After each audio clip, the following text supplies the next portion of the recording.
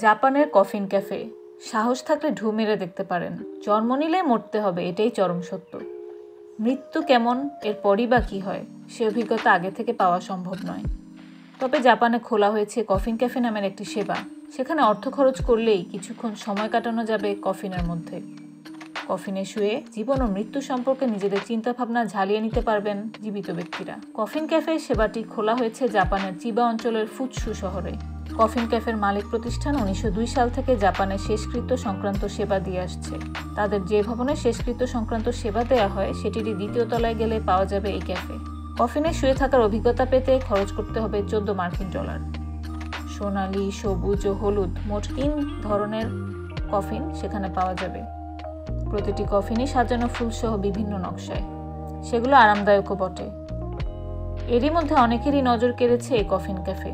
এমনকি অনেক প্রেমিক প্রেমিকাকেও কফিনে শুয়ে সেলফি নিতে দেখা গেছে। কফিন ক্যাফের পরিকল্পনা এসেছে 48 বছর বয়সী কিয়োতাকা হিরানোর মাথা থেকে।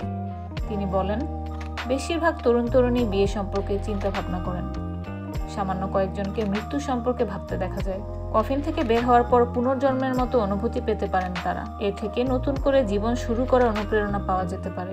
সামাজিক যোগাযোগ মাধ্যমে বেশ সাড়া ফেলেছে এই সেবা। যেমন এ নিয়ে একজন মন্তব্য করেছেন, এটি বেশ ভালো হয়েছে, একেবারে জাপানি ধারায় তৈরি। আরেকজন মজা করে বলেছেন, কফিনে শুয়ে থাকার সময় কি কফি পানের সুযোগ থাকবে?